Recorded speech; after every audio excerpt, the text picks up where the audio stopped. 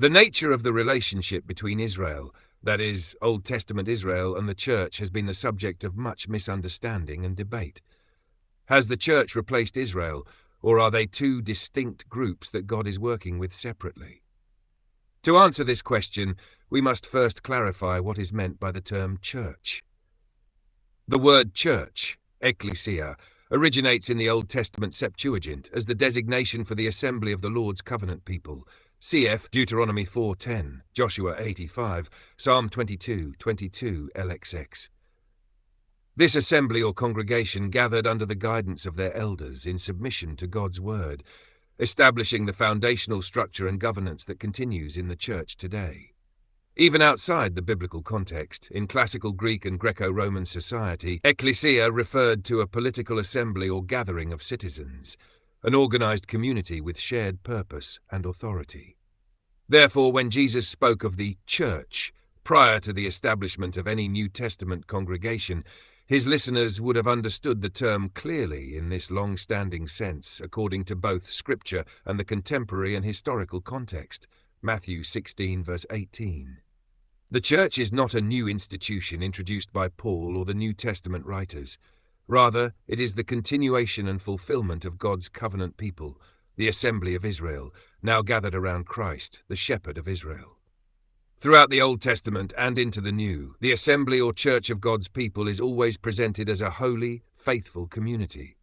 As such, unfaithful and rebellious persons are to be excluded by God's command, e.g., 1 Corinthians 5, verse 9 to 13. Without faith in Christ, there is no promise, no hope, no inheritance, because it is only through Christ that these are obtained, John 14, verse 6. As such, Paul explains that not all who are descended from Israel belong to Israel, Romans 9, 6, because Israel, as the New Testament defines it, is not determined by the flesh, but by faith in the promise, Romans 9, 8.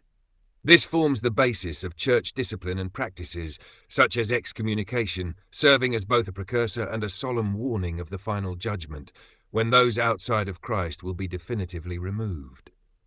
Thus, the church is not a replacement, but the true continuation of God's covenant people, fulfilling the promises made to Israel throughout Scripture. The good news of the gospel is that these covenantal privileges now extend to the Gentiles, i.e. nations, so that through faith in Christ they too are welcomed into the church, the assembly of God's covenant people. It is for this reason that the Apostle Paul could write to the Greek church in Ephesus, saying, "You Gentiles in the flesh called the uncircumcision, by which is called the circumcision, Jews, which is made in the flesh by hands. Remember that you were at that time separated from Christ, alienated from the commonwealth of Israel, and strangers to the covenants of promise, having no hope and without God in the world. But now in Christ you, who were once far off, have been brought near by the blood of Christ. For he himself is our peace, who has made us both one, and has broken down in his flesh the dividing wall of hostility by abolishing the law of commandments expressed in ordinances, that he might create in himself one new man in place of the two, so making peace, and might reconcile us both to God in one body through the cross, thereby killing the hostility." Ephesians 2:11-16. This was always God's purpose, that the blessing of Abraham would come to the Gentiles, Galatians 3:8-14, uniting Jew and Gentile into one new man, one body in Christ, Ephesians 2:15-16. Thus in Christ, all the promises are fulfilled and secured. To be in Christ is to share in his identity as a child of Abraham, and therefore to be an heir of all that God promised to the patriarchs, regardless of your ethnic background. Galatians 3, verse 26-29.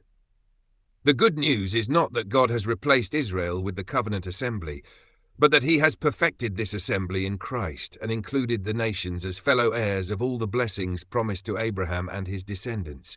Ephesians 3:6. It is for this reason that God promised Israel, "I will make you a light for the nations, that my salvation may reach to the ends of the earth." Isaiah 49:6. Israel was called to be a light, a witness of God's saving gospel to the nations. Jesus said of himself, "I am the light of the world," John 8:12.